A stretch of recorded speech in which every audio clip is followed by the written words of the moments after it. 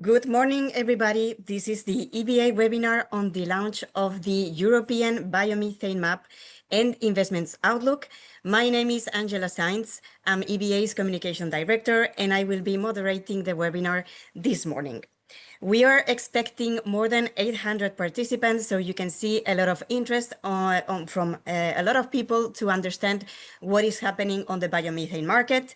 As you know, the biomethane market is the segment that is growing fastest within our sector. And this morning, we will be looking a little bit into what are the new plants that have been built across Europe on grid injection, looking at average sizes of plants, capacities, but also what are the investments flowing into the sector. These publications, both Biomethane Map and Investments Outlook, have been prepared with the support of our national contributors and also other EBA members that have done a very important job in collecting the data that we are using at EBA to build this analysis. So we would really like to thank them for this. And the interactive version of the map, as well as the detailed analysis, will be shared with our members, with EBA members only. Then also next week, there will be a digital, but also print-on-demand version of the biomethane map that will be available on our website and has been prepared with the collaboration of Gas Infrastructure Europe. You will receive all the links and information here in the slide, so don't worry, you will get everything. And now, having said that, let's crack on. I would like to show you what's on the agenda for today. So before getting into the numbers, we will have our CEO, Harmen Dekker, setting a step back to set the scene on what's happening, what is the context impacting the market. Then we will look into the map and the outlook, a lot of expectation on the data for this year related to the biomethane market. And we have also complementary presentations related to investments and gas infrastructure in the sector, as you can see. We will try to stick to the timing. There will be also, of course, as usual, time for questions from your side. You can include already your questions on the Q&A box. As usual, you can also vote for a question that you see it's very relevant and you would like to be asked live. So you can already start working on that. We hope there will be a lot of questions. If we don't have time to answer all the questions, of course, we will try to answer via the chat or reach out afterwards. And well, having said that, I think it's time to go to the presentations. Of course, presentations recordings will be shared afterwards with you. I would like to hand over now to Harmen Dekker. Harmen, please, the floor is yours. Thank you very much, Angela, and great pleasure to see so many participants in this webinar. We have been doing this extensive analysis on the biomethane map, so where the plants are, biogas plants already with GIA for a long time. We have done now the investments outlook this year for the third time. And we can see that, of course, in general, the biogas plants are being built. It is increasing, and we are putting in place in Europe new state-of-the-art biogas plants.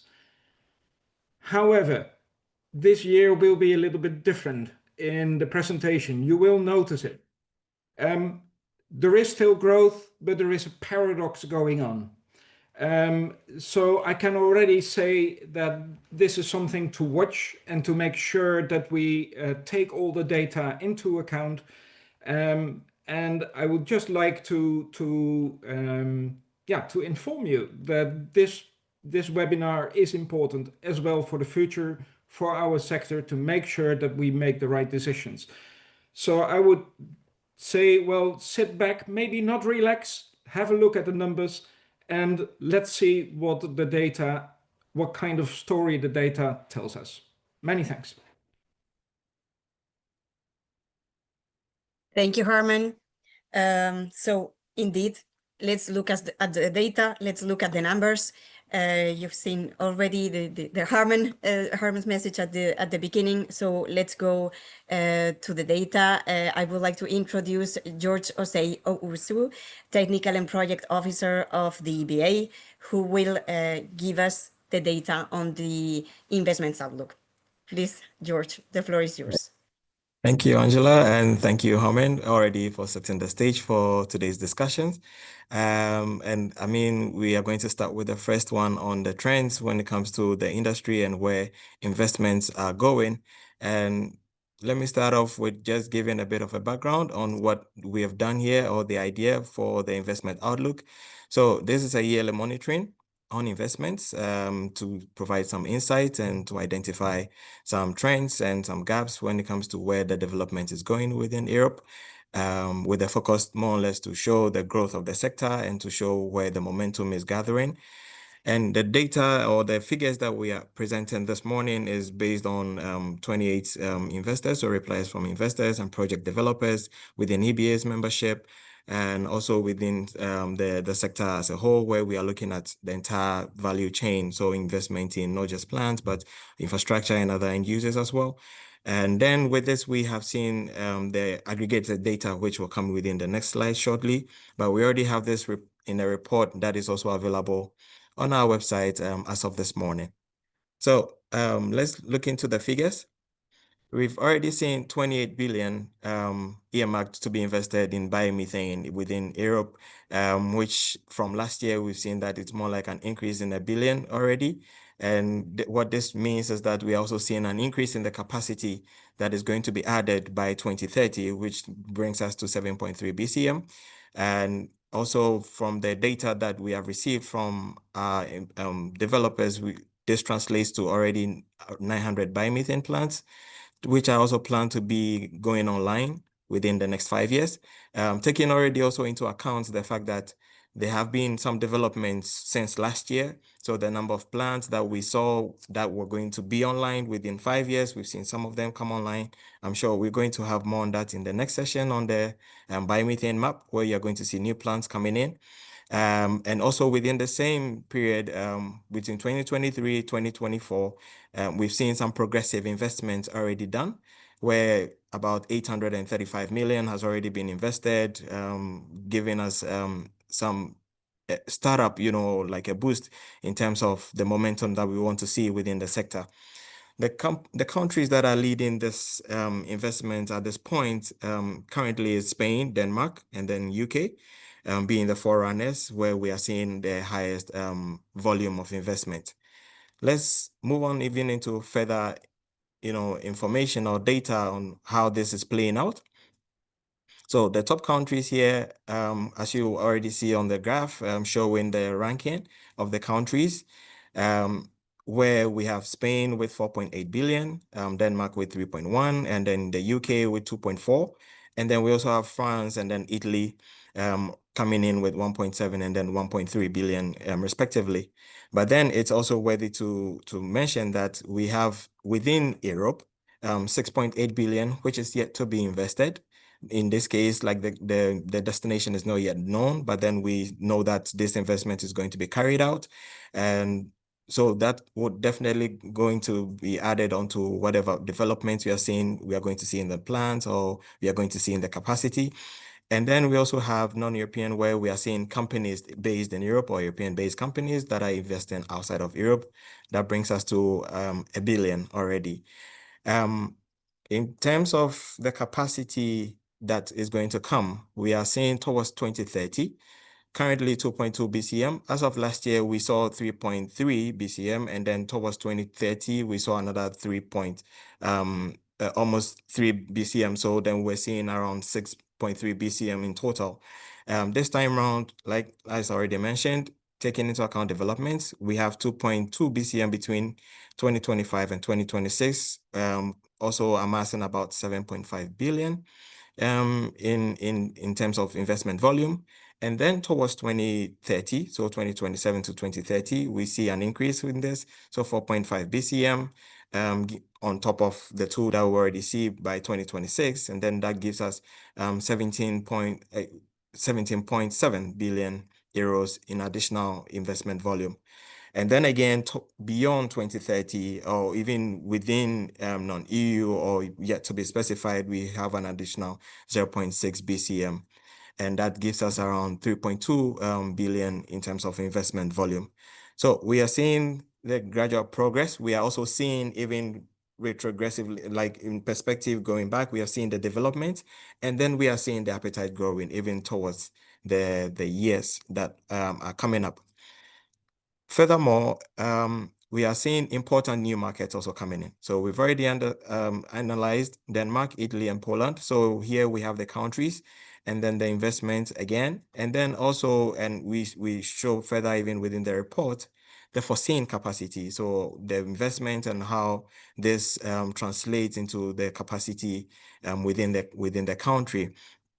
Now, just to maybe already clarify that we may not really see like a one-to-one, investment volume and capacity, because then again, it will depend on the country, it will depend on the company or the developer at the time, the cost per, gigawatt, or the cost per capacity for the investment. So different places will have different costs when it comes to the development, and that will also more or less reflect on the capacity that you will see. And then, so important new markets that I would also want to mention is then Spain, Greece, and Poland, where we are seeing investments in these new markets. And we're highlighting these because then again, you see for Spain, for Poland, they have high potential. And so we're also seeing the investment in these places also increasing. It's also important to see even in Greece, where now biomethane conversation is also coming up. We are already seeing the public consultation that is already underway. And then that is also showing an investment, even not just in plants, but even along the value chain in infrastructure and grid connection and other things. And so that is also increasing over there. And then we have 6.8 billion and 13.9 terawatt hour that is yet to be allocated even to any of the countries that we have already analyzed in this year's outlook. And I think moving on to the final points for our investments this year is that more or less 85%, which is about 7% increment from last year within the same time period, being into green fields. So that means new plants that are coming online. And then we have 0.7 billion that is reserved for brownfields. So here we are looking at upgrading of facilities, installation of additional facilities on site that are already existing, or upgrading of biogas CHP to biomethane. And that gives us almost 0.7 billion. And again, more representing 3% of the total share. Then through mergers and acquisitions, we are seeing 0.1 billion. That will also then come in, but that represents like 1% of it. So then again, most of these plants are going to be new plants that are going to have different capacities of different magnitude. And then that is what we are going to see in the coming years towards 2030. So then again, the momentum is going on. And then we've also identified some gaps in there. We've seen some scale back of investments in terms of capacity. We've seen some projects that also did not really come online, even from last year, because either they were cancelled for policy reasons or for regulation reasons and other things. So then that also affects the figures that we even get to see this year and how everything is going on. But I think these discussions will also be addressed further on within the webinar. But that is just to provide in details what we have now. And like I mentioned earlier on, we already have this report available on the website. You can also scan the QR code and just take a look even into more detailed analysis that we have done. And that will conclude my presentation for this morning, but we can definitely have discussions later on. Thank you. Thank you very much, George, for showing us the data on the outlook. As George mentioned already, 28 billion euros secured for the sector. This will translate into higher capacity and a higher number of plants in the coming years ahead of 2030. And now I would like to give the floor to Cristiano Campi, Chief Commercial Officer of Verdalia Bioenergy, who will also offer some expert views on investments in the sector. Please, Cristiano, the floor is yours. Okay, Thank you very much. Thank you very much to EBA for inviting me to give this little speech to this audience. I think first of all, maybe a bit introduction of Verdalia, also to understand why maybe EBA asked us to talk into this forum.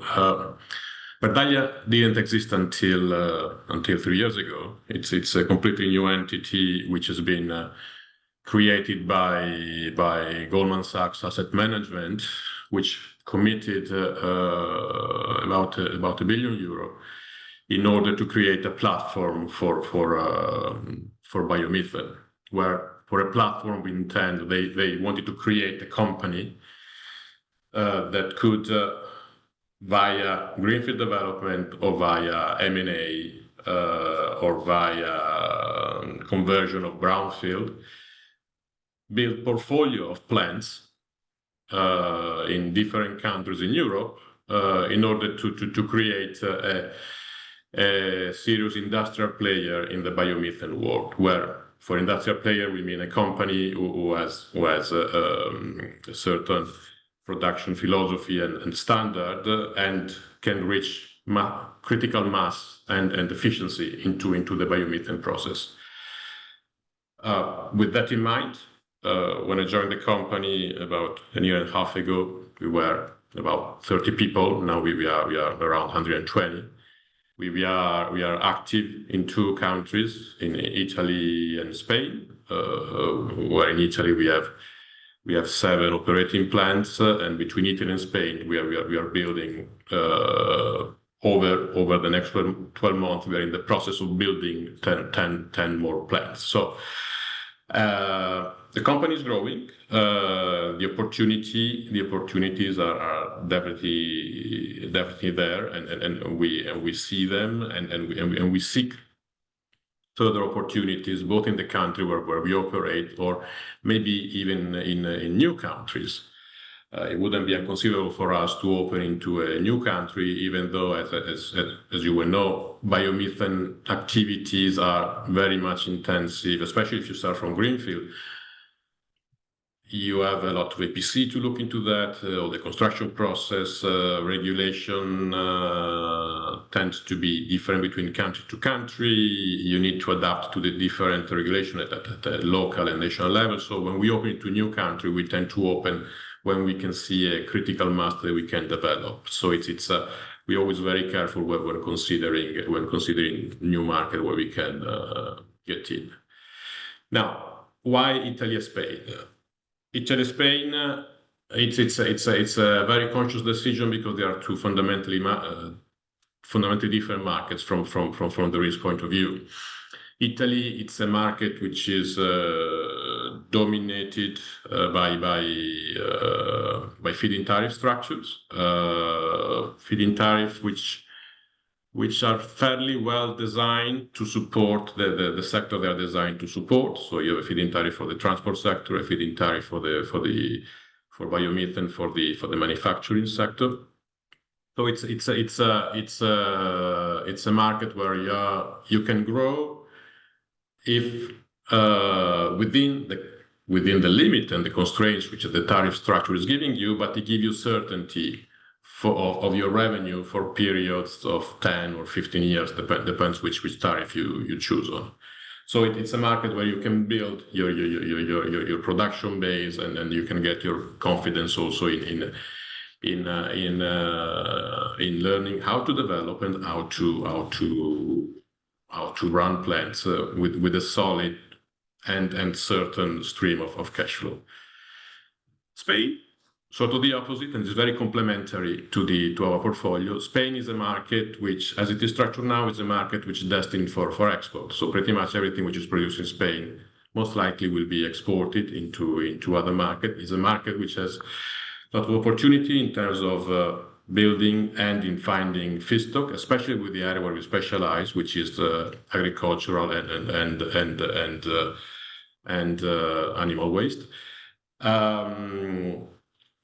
And also it allows you to play a lot within the carbon intensity. So depending how the market will be developing over the next 5-10 years, it's allowed to build the right plans for the right market. So in these two markets, we are growing, and again, we could consider another market, but we'll see how things goes on. Now, I wanted to describe a bit of the narrative of how the market has been developing in the last 4 years, because at least the way I see it. So that's my view. I think the market has been through a series of, in a relatively short time, of highs and lows. You know, when we start looking at the biomethane market, when we created the company, we were still on the back of the highs of the gas market. So the gas market was trading, and we're talking about gas market, talking about ETF, was trading super strong on the back of the Russian invasion of Ukraine. So frankly, it was a no-brainer to produce biomethane, just because with the value of TTF, you could easily justify an investment and with CapEx and OpEx on biomethane.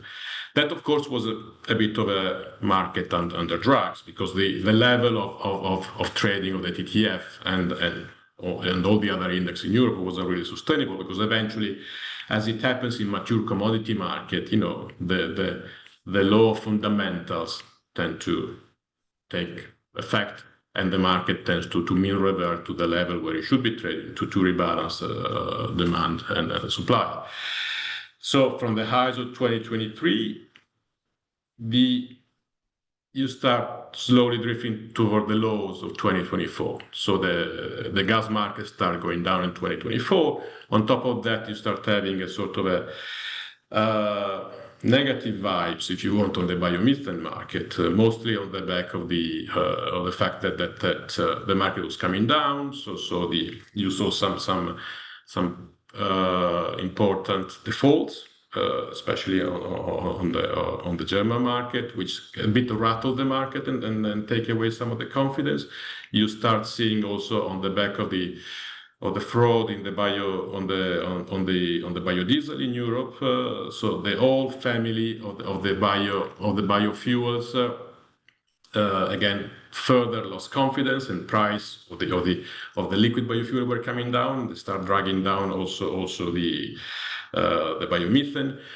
2024, there was still a lot of uncertainty about the transition from RED 2 to RED 3. You didn't know exactly if important markets like Germany were going to renew the mandate. So that was shaking a lot the confidence of the market. That was making very difficult to close long-term BPAs. If you don't close long-term BPAs, you're not going to be able to bank it. And if you cannot bank it, you're not going to be able to build it, unless you're just using equity, which is very, very rare. In that time, the only market which was providing some support and some hopes were the market which were based on feed-in tariff or volume mandates. So at the time, you have Italy was going in full speed toward the feed-in tariff, which supported investment decision for many plants. I would say definitely more than 20 plants were taking feed around the time, and then they are currently being built now. You had France with the volume mandate, again supporting the construction of plants which were supplying into the B2C and into the B2B market. So that those two markets, I think, from our point of view, were sort of giving some hopes that things were going to get better. Then you go to a new dawn. You go to the 2025, where things start looking up again.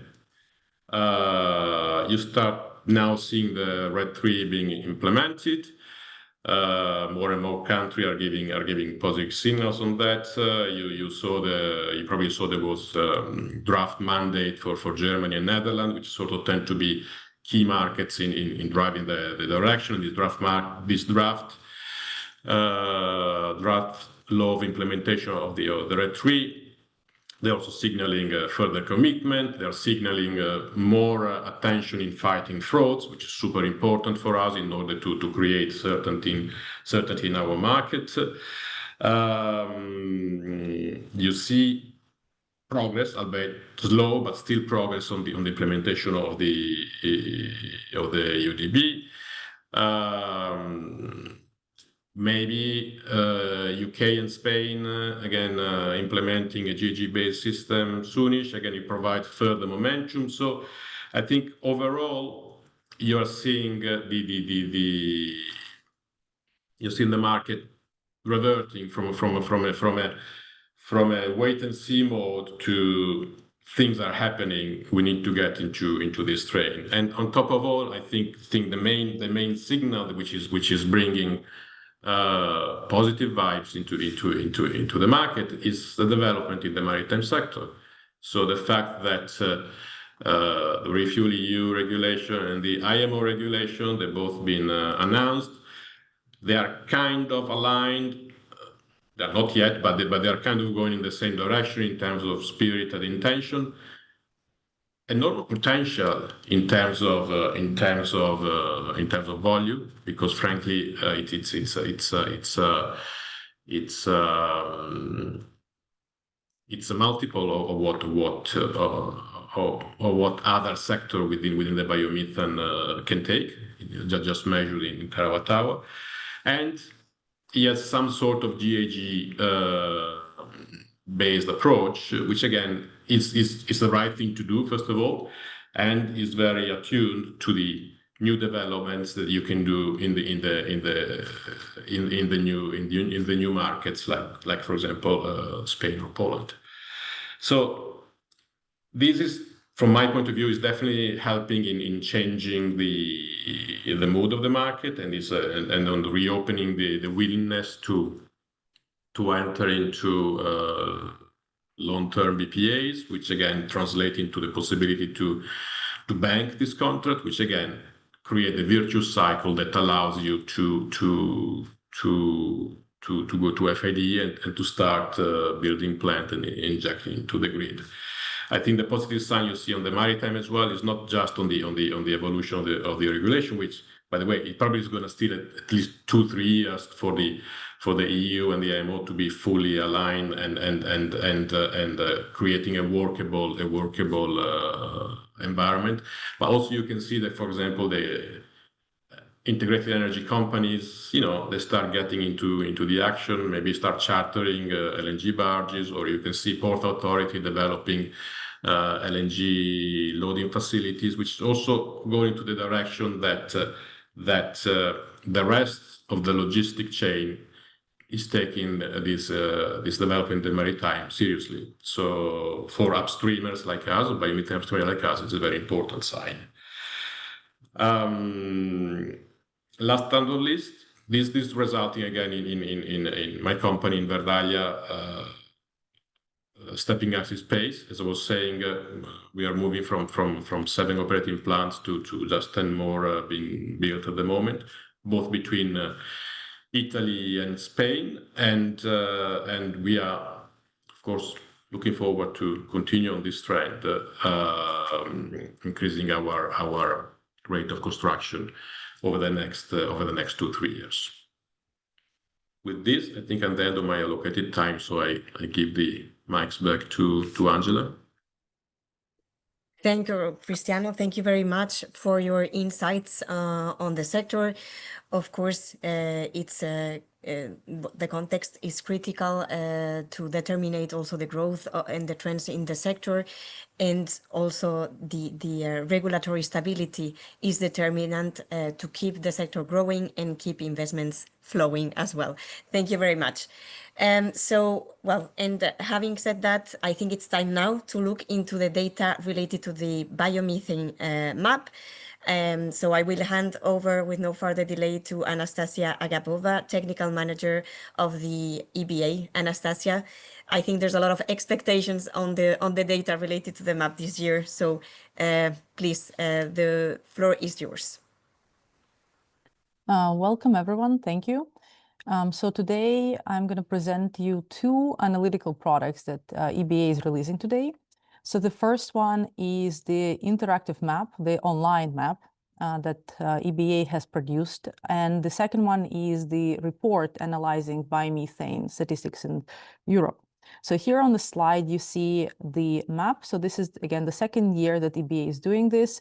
This is publicly available. You can visit the EBA website and look at this map.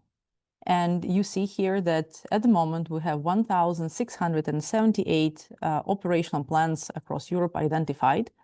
And here two notes about the kind of content of this is that biomethane includes also bio-LNG and bio-CNG plants. And operational is specific. We want to know what's going on in Europe right now. So we keep track on a regular basis of plants that go out of operation for a variety of reasons. And we keep track of newly been built plants every year. So you know the number, exactly what is happening in Europe right now.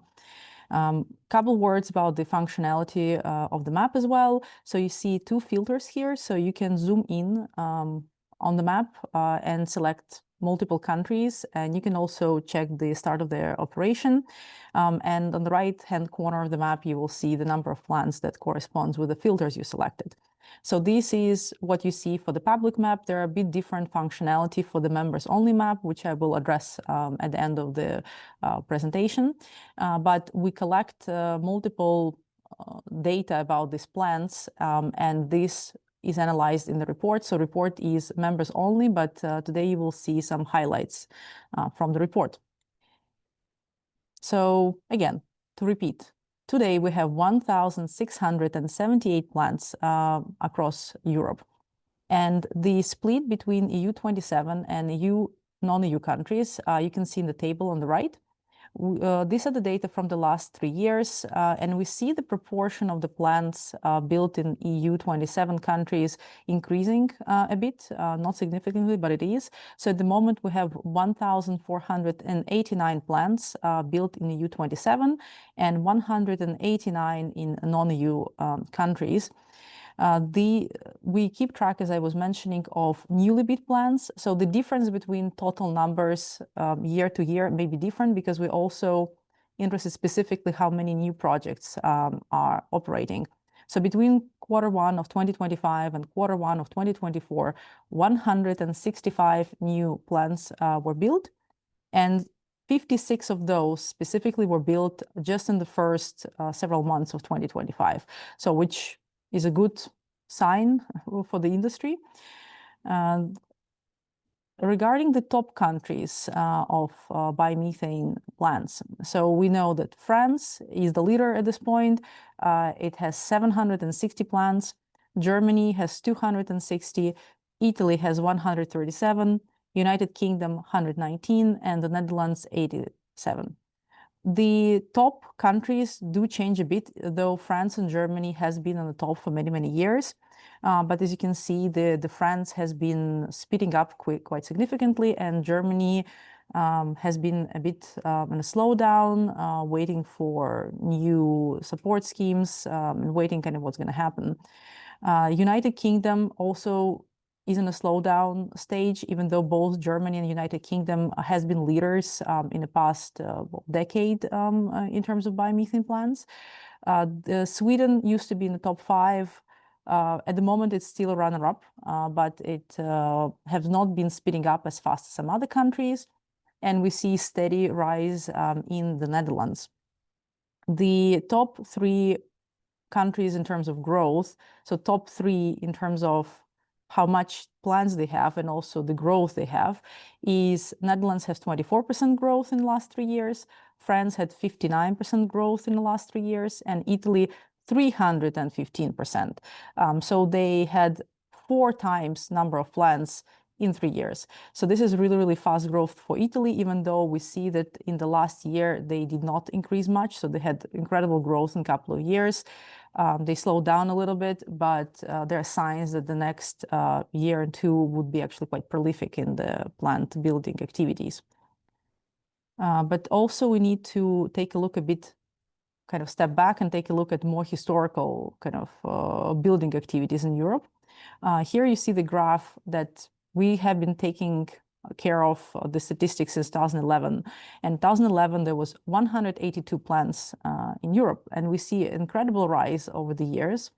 In 2016, RED II was proposed, and in 2018, RED II was adopted. And since 2018, we see accelerated growth in building activity. And even in 2020, 2022, when disruption of supply chains was going on during the crisis, the activity didn't slow down.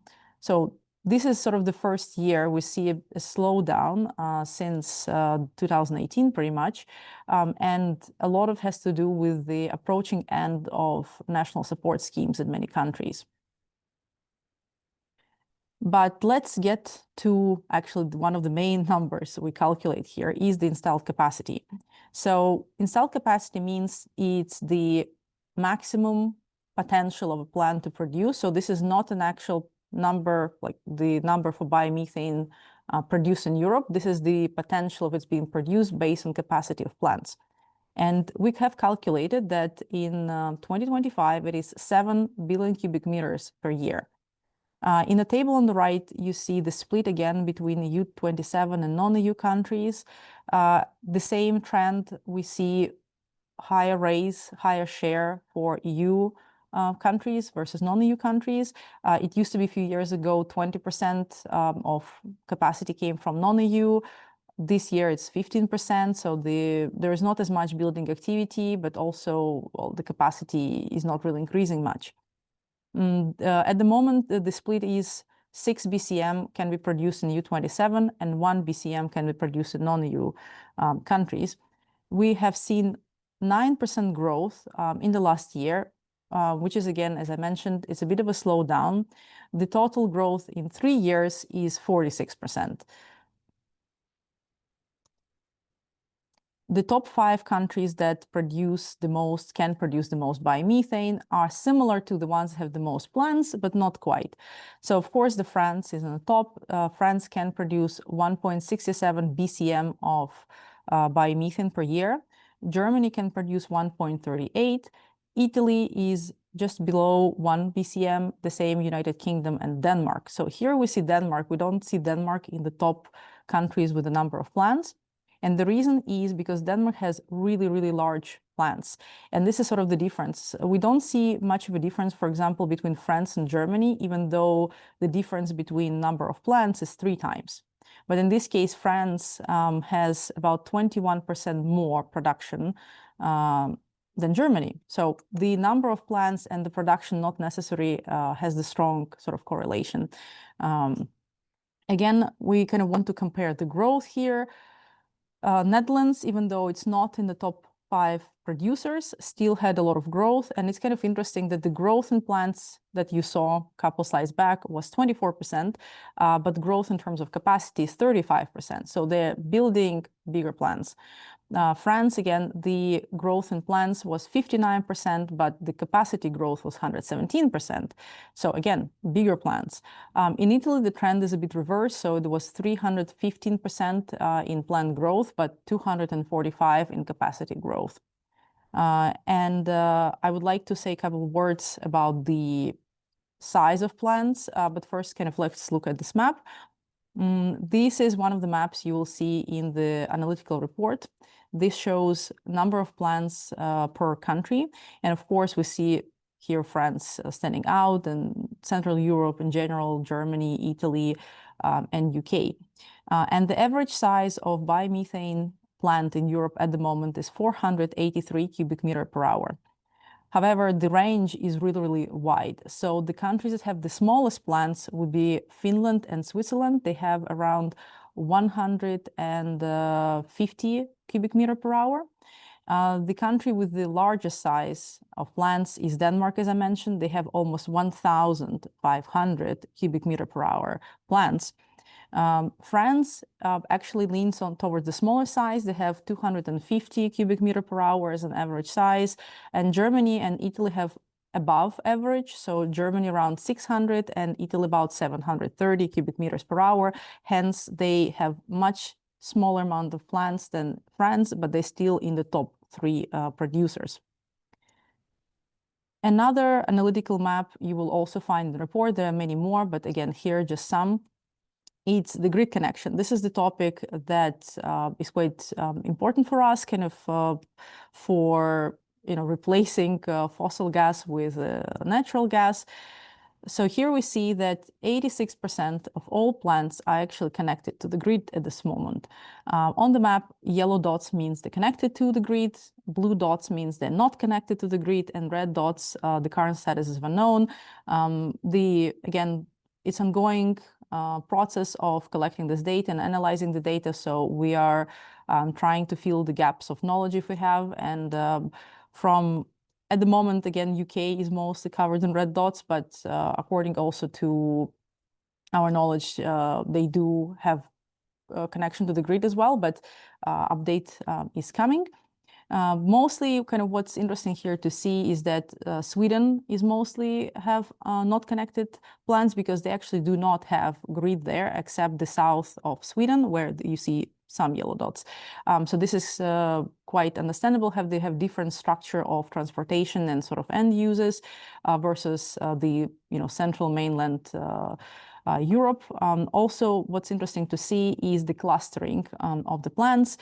We see a lot of clustering north of Italy, north of France, and north of Germany, but more like east north of Germany. So the south of Germany, for example, the plant locations are sparse and they're actually not built alongside many grid lines. In France, for example, all the clustering is very strongly correlated with grid lines. Netherlands is evenly covered. It's alongside the grid lines, but it's also pretty even distribution. And in Italy, again, north is really covered by the plants, but everything you see otherwise is also just along the grid line. So it's an interesting trend. At the moment, we don't know 7% of these plants, whether they connected or not, but again, hopefully by next year, we'll know everything about them. And as I promised, just a few words about the members-only map that we have. So you can see the outlook is very similar, but there are additional information that the analysis went in the report. So you have more filters on the map. You see the grid connection that you can choose whether it's connected and is it transportation or distribution grid.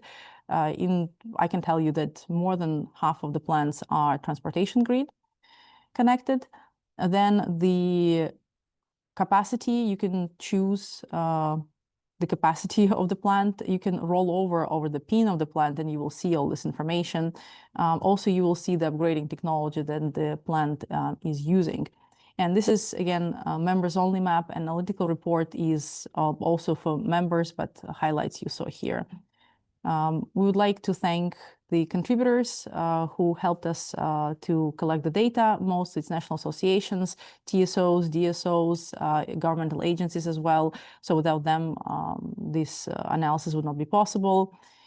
You can download the analytical report if you're a member using this QR code on the right, and also the QR code on the left will lead you to the interactive map. And the last point is that EBA, in collaboration with Gas Infrastructure Europe, releases this version of the map. So it overlays our database of the plants over the grid infrastructure that GIE knows about. And this map is possible to print out, and it will be available next week. So you can also check it out. And thank you for attention. And I will stop at this point. Thank you very much, Anastasia, for showing us all the data and also for explaining how to get the biomethane map for members, for non-members, the analysis for members as well. Of course, if anything is not clear, please feel free to reach out as well so you can get the data. Anastasia already highlighted this, but we have more than 1,600 plants at the moment in Europe, more than 85% connected into the grid. We're seeing already a slowdown in some of the top producers. But for the first time, we see that France is becoming the biggest producer in Europe. So, well, let's continue, but we will have also some conclusions based on this analysis afterwards. I would like to now give the floor to Scarlett Martin, sorry, policy advisor of Gas Infrastructure Europe. She will also talk a little bit about the synergies between biomethane and the existing gas infrastructure. Please, Scarlett, the floor is yours. Thank you very much. Good morning, everyone. My name is Scarlett Martin, and I'm policy advisor at Gas Infrastructure Europe, or short GIE. I'm pleased to share with you some insights on the role of existing gas infrastructure on the scale-up of biomethane. And I will explain why infrastructure is the backbone of biomethane growth. It may have been visible on the slides we just saw showing the EBA GIE Biomethane Map. Let me quickly go to my slides. First, I would like to explain what GIE is about. GIE is the European Association of Gas Infrastructure Operators. We represent 72 members across Europe, operating a well-connected, highly flexible and critical energy infrastructure. Through this infrastructure, we provide consumers and companies with secure and affordable access to energy every single day. Beyond that, our assets are future-proof. They can play a vital role in advancing Europe's energy transition. Oh, it's still stuck. Sorry for that. Energy transition towards an integrated, decarbonized energy system while supporting industrial competitiveness at the same time. So in short, we operate flexible, interconnected infrastructure, enable affordable and secure energy access. We support the transition, and we strengthen Europe's economy.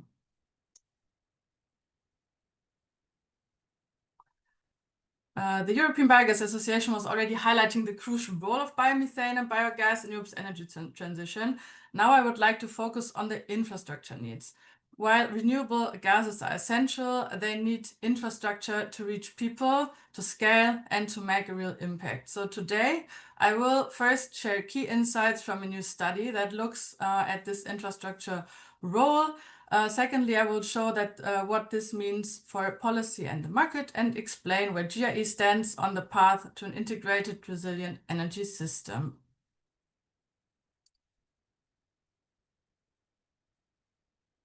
So before we dive into the study, let's take a quick look at a real example. In northern France, a local farming cooperative produces biomethane from agricultural waste. Clean, circular, and local. But the challenge is that the energy demand in nearby cities peaks in winter. Biomethane, however, is produced steadily year-round.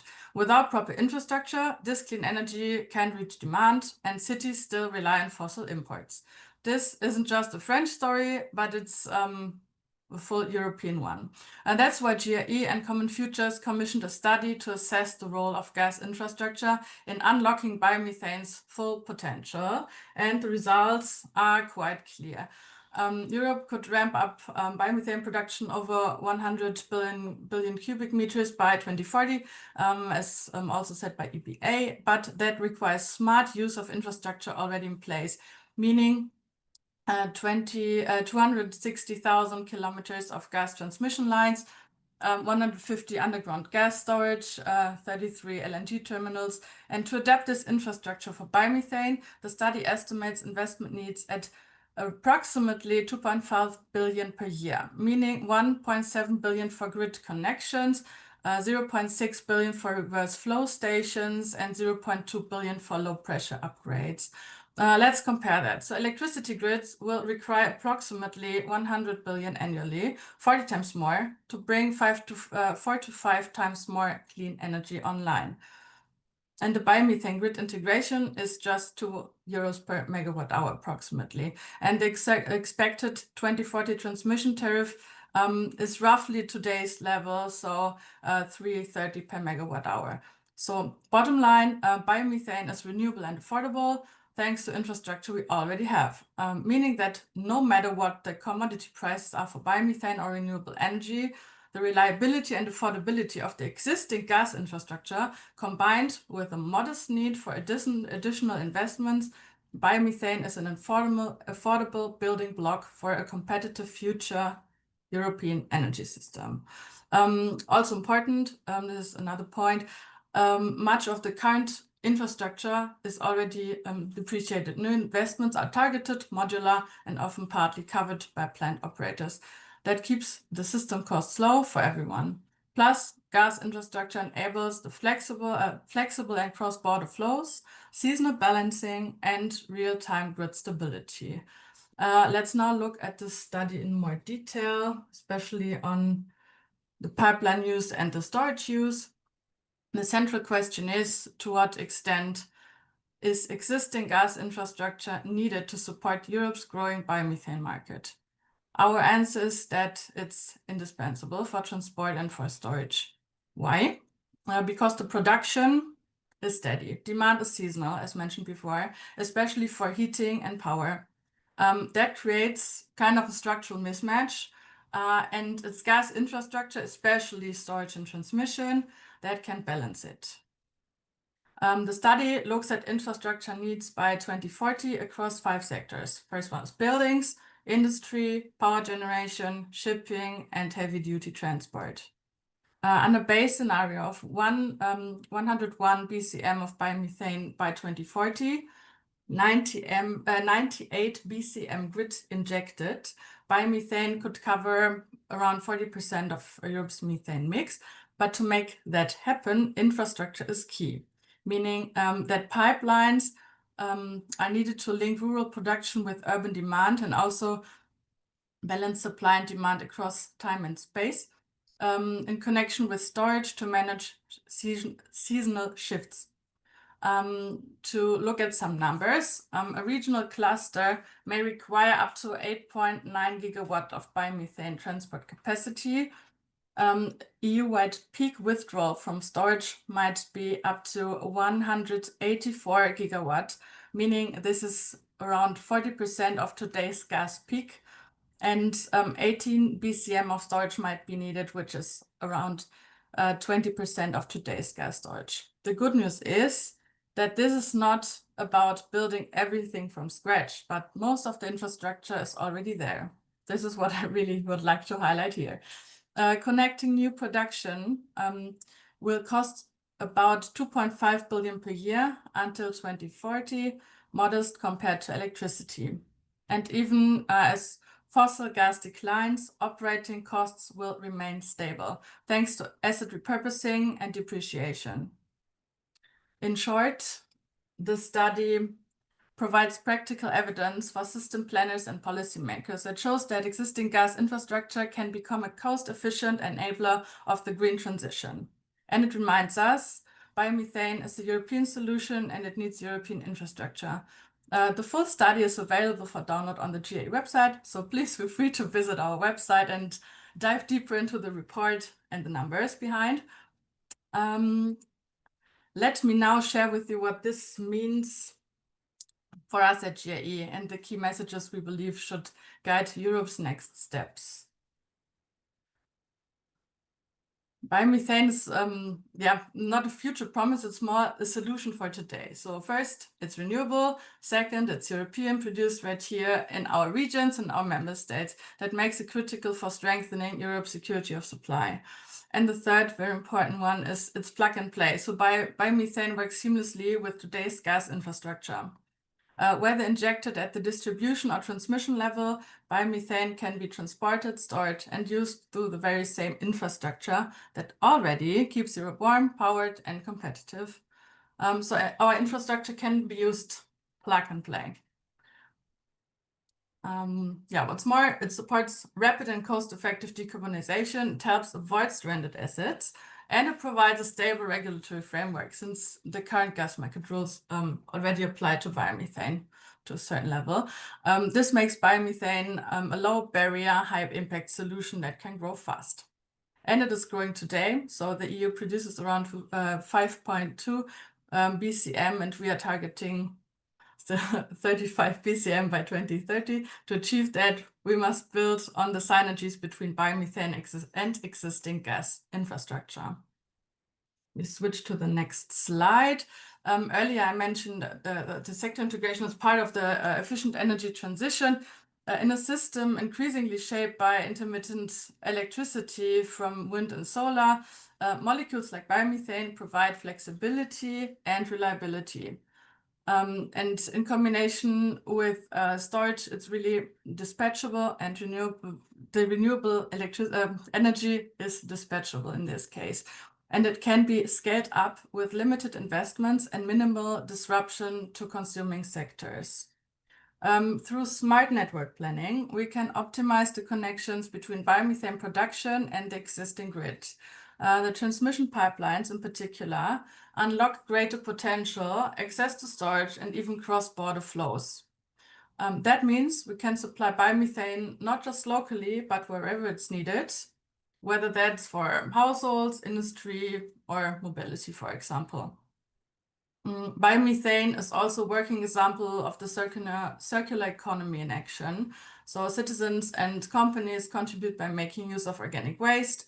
Feedstock is local, energy production is clean, secure, and community-based.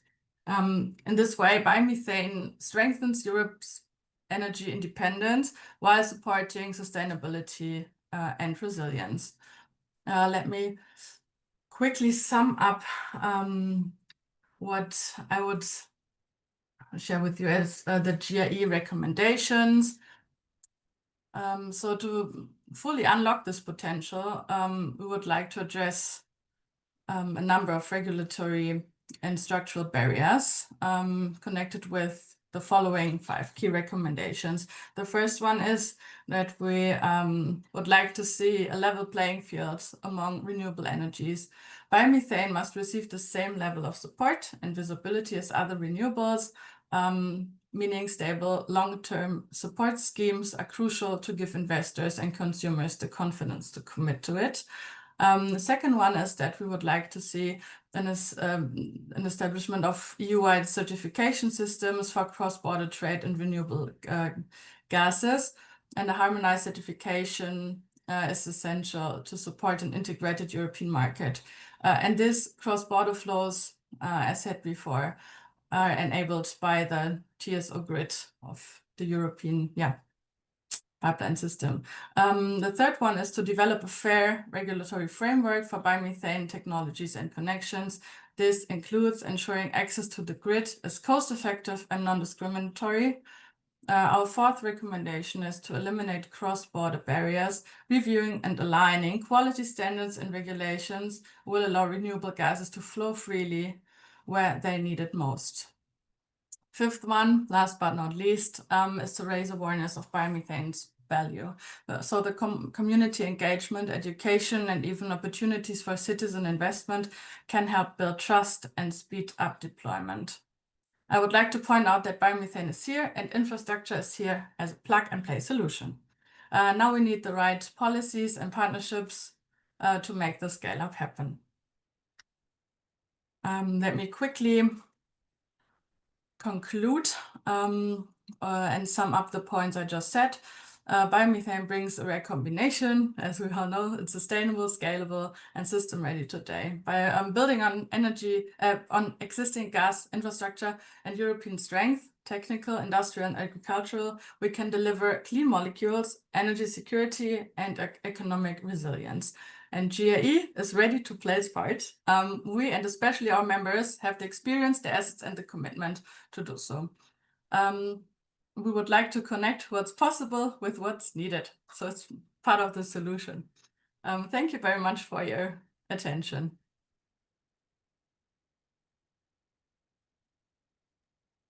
Thank you very much, Scarlett, for providing your view on behalf of GIE. Important synergies between biomethane production and gas infrastructure. Smart use of infrastructure is needed for fast decarbonization, and the use of biomethane in existing gas infrastructure is not only easy, it's also competitive. This is the summary of your presentation, I would say. Thanks a lot. So now, after the presentations, after sharing all the data that you saw already, let's give you the floor. Let's go to the questions. I see some of the speakers have already been answering to some of them. You have been also voting for some of the questions. So let's jump into it. First question, it would be for George from an anonymous attendee.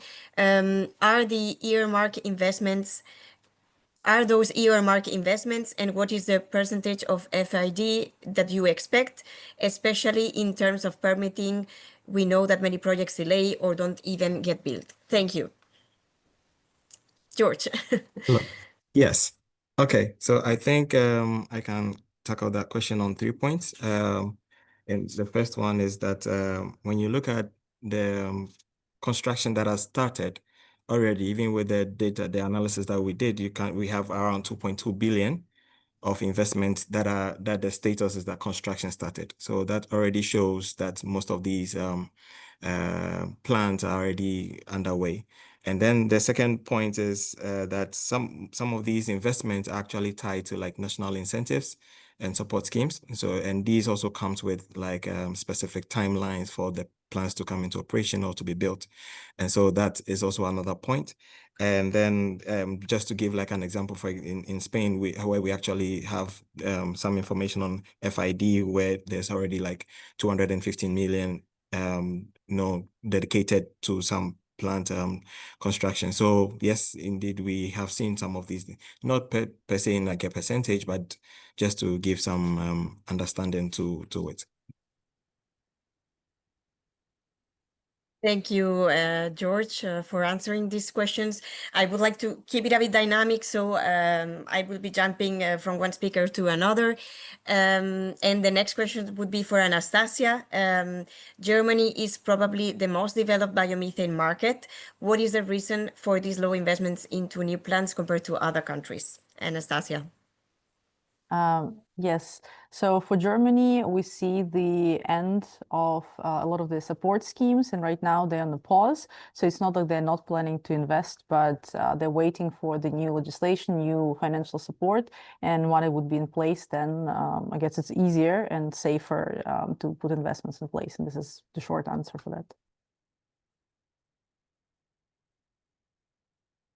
Thank you, Anastasia. And now getting back to George, what is the source for this high sum of investment into biomethane plants until 2030? 900 facilities to be constructed appears to be difficult to reach. Thomas Schaller. Right. Well, the figures, like I already mentioned at the beginning of my presentation, is from investors and developers that responded to our survey, and then also publicly announced investment. So that's where we're getting the figures from. But in terms of plant developments, from even Anastasia's presentation, you can already see the trend that every year we are seeing like almost like 200 plants being built every year. And so if we are even just using that to forecast 5 years, we're already seeing like 1,000 plants coming into play. So 900 in 5 years, it's very doable, I would say, and it's possible. Looking at the trend of plants that are being built every year. Yeah. Thank you, George, again. And I would like also to ask a question to Scarlett. Here we have one for you. Grid digitalization would reduce infrastructure investment as reverse flow stations. What are European plans for digitalizing renewable gas grid? So our members have a few projects on this, and we discussed this internal, but unfortunately, I don't have like a position or any detailed insights to share. So this is, I think, more discussed on the project level of our members, unfortunately. But I'm happy to connect you with the people if you're interested. Thank you, Scarlett. And there's another question. I see Cristiano has already been answering to some of the questions, but I see here one that could be for you. Do you see a future for unsubsidized biomethane in Europe? Would BPAs play a role in achieving this? Are there other ways possible to reach that result under Battaglia? Cristiano, are you ready to answer? Yeah, sorry, I was just having problem with the video, but yeah, of course there is a future for subsidized biomethane. And that's the reason why also we are building plan outside country with subsidies. I think what we are seeing is that I mean, beside clear subsidy structure like feed-in tariff, of course there are situations which are a bit of a more of a somewhere in the middle, like when you are volume mandates in certain country, or even more toward markets approach into GHG reduction objective that really I don't consider to be subsidized anymore. I just consider that to be the market structure, and that's really the future of biomethane. But at the same time, what we are seeing is that the more the capacity expand, the more investment also happens in R&D, and so the lower is getting the LCOE of the plant. So could you see a world where maybe in 5, 10, 15 years time the LCOE of the biomethane is aligned with the cost of natural gas? I think entirely aligned, probably not, but not that far away, probably yes, because the trend is quite set in the LCOE of the production of biomethane in Europe start declining as a result of more and more people doing it and more people optimizing the process, including us.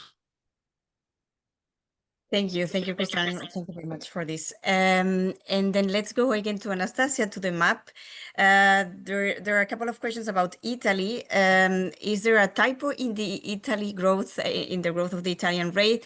And then do you expect that these data are already complete or some plants may be missing?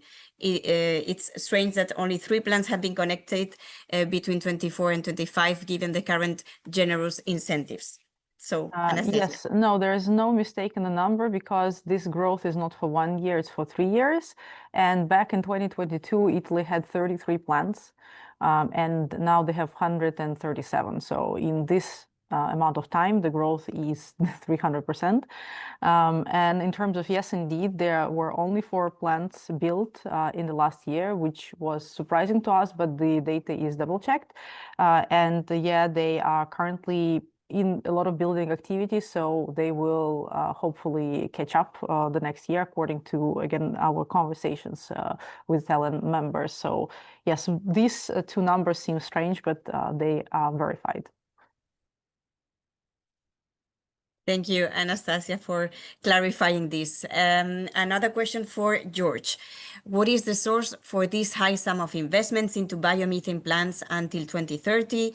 900 facilities to be constructed appears to be difficult to reach. I think we've already addressed this Yes. question. Sorry, because we didn't dismiss it.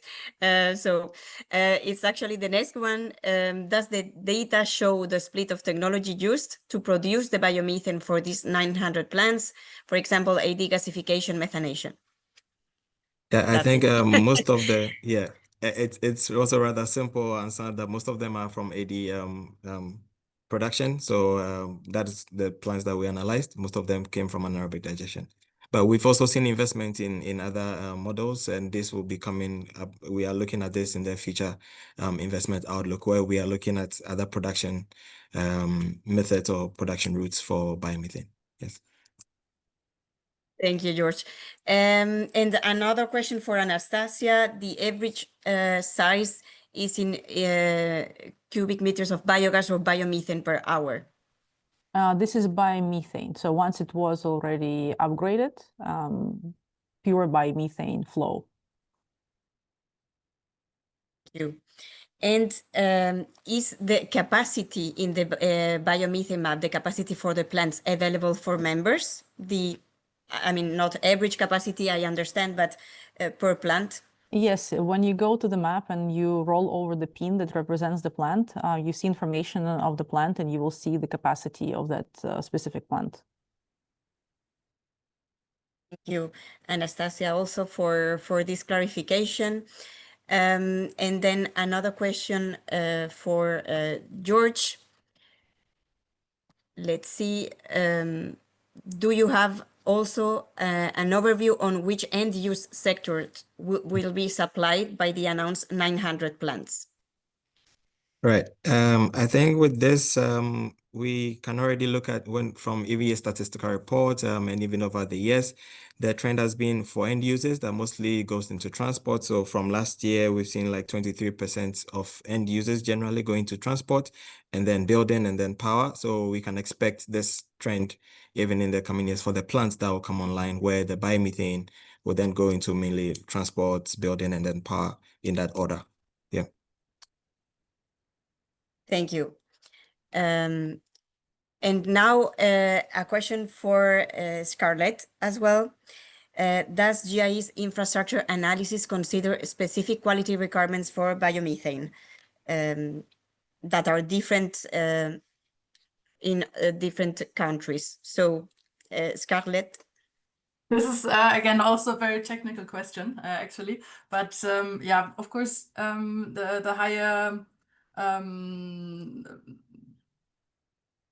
the higher O2 share in the biomethane affects some of the infrastructure assets, like some materials, and may cause corrosion and things like that. So therefore, we are working on this to ensure that cross-border flows and therefore also the cross-border trade are enabled. So this is definitely a very important topic for our members, meaning the TSOs and SSOs in this case, and we need to look into it. That's why I think in some countries it's still difficult to connect the plants to the grid, especially because of those requirements. In other countries it's already easier, and yeah, so I cannot share with you a specific number on this yet, but this is of high importance for us. Yes.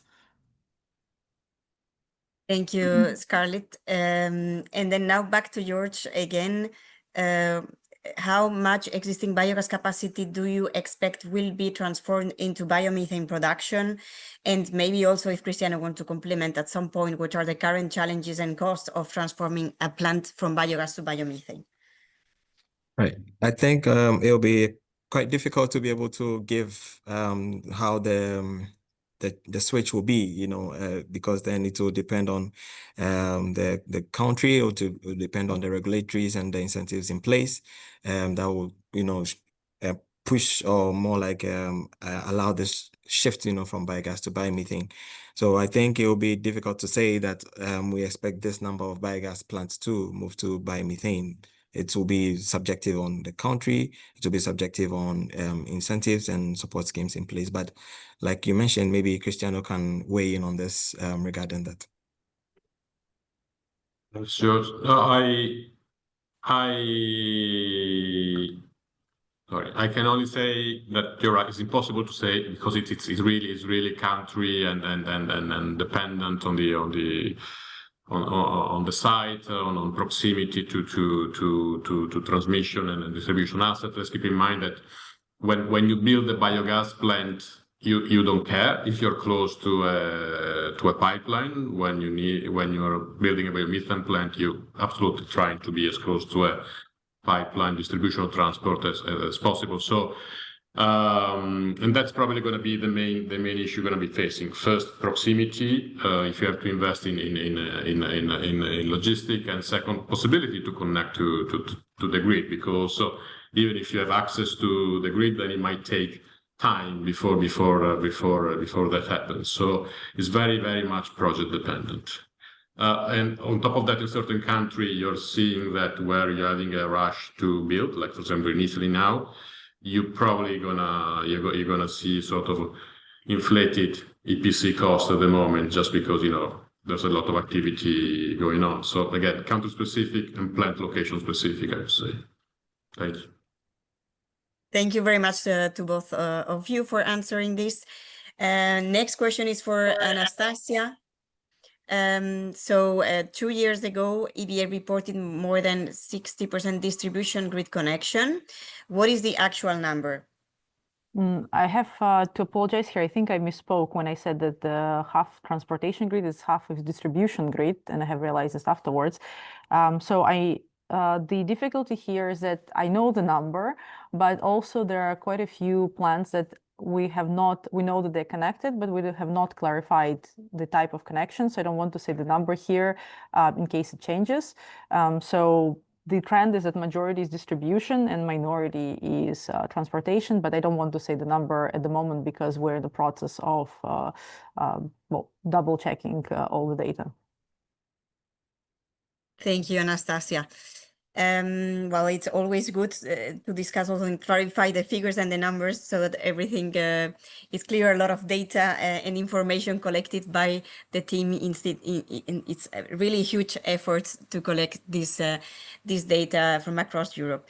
And then another question for Scarlett. Do we need storage because we need to use biomethane at the same time when it is produced? Can we think to consider it is used by consumer just in terms of volume injected into the grid and draw by it, for example, in the same year? Thank you very much for the question. So yeah, for sure, the use in the same year is possible, but let's say that the line pack, meaning to have some more gas in the pipeline is limited. Therefore, we need the storages that are connected to the TSO grid. And the storage helps to balance not only seasonal demand, but also on faster churn, meaning that storages can be used for biomethane as they were used for natural gas before. And at the moment now, they are used for short-term balancing over seasonal storage, but up to strategic reserve. And I think they can be used in the same manner as they are used right now for biomethane. Thank you, Scarlett. Another question that I see for Anastasia, maybe, what is the most common biogas upgrading technology for new projects? So it's actually the same as for the older projects. So membrane separation is used in over half of the plants as upgrading technology, and that's the same for newly built plants as for existing ones as well. Thank you very much. I see, well, there have also been some other questions more related to policy. Just to remember that in this case, we are presenting the Biomethane Map Investments Outlook, which is really technical data. So we would like to keep the conversation focused on the data that we are disclosing. But of course, if you have other comments or questions that are remaining unanswered, we are very happy also to have a conversation afterwards. Well, I think the webinar is running to an end, and it's time a little bit to move slowly to the next part. We have been already discussing the data, as you saw before. Just as a reminder, some headlines: 28 billion euros secured for the sector. This will translate into new capacity and new plants in the coming years, especially ahead of 2030, but not only. 1,600 plants, more than 1,600 plants, more than 85% connected to the grid as well.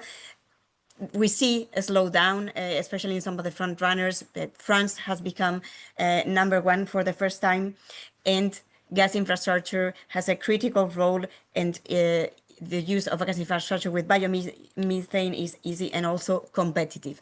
So having said that, it would be also good to have some concluding remarks related to this analysis. So I would like to give the floor back to Harmen Dekker for the conclusive message. Harmen, please, the floor is yours. Thank you, Angela. And let me, before I go to the conclusions, let me first thank, of course, all the contributors to pulling this or enabling us to pull this data together. But especially thank the team for the hard work. We are building on our extensive data, which we already have for biogas in Europe, and it is a great job again. So thanks so much to the team. So let's have a look on what has happened, because you've been overloaded today with data. So let's have a step back. The REPowerEU has set an ambitious milestone for the EU to produce 35 BCM of biomethane by 2030. It did give the sector confidence, and that is recognized in political level as an ambition, but the real results should still be coming into reach. Let me remind you, the potential of biogases is large towards 2050. Minimum 150 BCM of biogases available. But not only, 177 million tons of organic fertilizers available to displace fossil-based fertilizers, and 120 million tons of biogenic CO2 available for synthetic fuels and all other uses. It is a circular cornerstone for Europe. But today it became also clear that the reality is tough. While the 35 BCM gave a boost in confidence and was very welcome, it has not translated into the needed accelerated growth, nor in the clear political support the sector needs to unleash its full potential. Like wind and solar, biogases needs to be at the center stage of political discussions, as it brings multiple economic benefits to Europe. It provides organic fertilizers, biogenic CO2, and of course the most affordable renewable gas we have. The biogas sector has been growing and significantly contributing to the EU's defossilization, but cannot be any more left alone to reach the finish line in this marathon we are running together. Aspirations are no longer enough. We strongly insist on the need for legal certainty and binding targets. As such, I refer to our roadmap we just published for 2040. We need a strategic vision for biogases with clear, enforceable commitments that translate to results. With high-level political support, we can bring together a strategy which encompasses clear targets, integration of organic fertilizers and agroecological farming, plus the production of CO2, and naturally the green production of our own affordable renewable gas.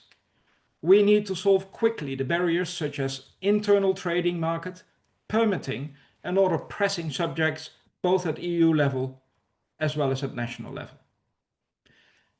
The EBA stands ready to help the European Commission and Member States to shape this strategy as representatives of the EU biogas sector with its extensive data and knowledge on biogas.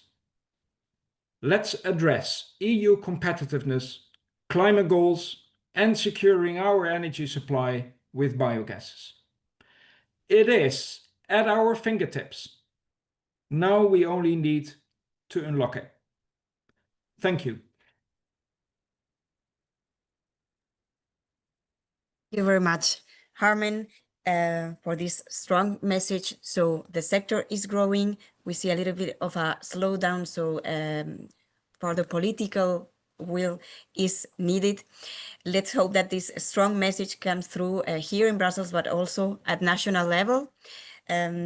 Unfortunately, for now, we need to leave the conversation here. Of course, we are open to all your comments, suggestions to improve the data collection, and on anything related to the biogas and biomethane market. Next EBA webinar on the 25th of September, where we will disclose our next report on bio-CO2, another very important topic for the sector and the value chain. But also, you can already register to our annual event, the European Biomethane Week.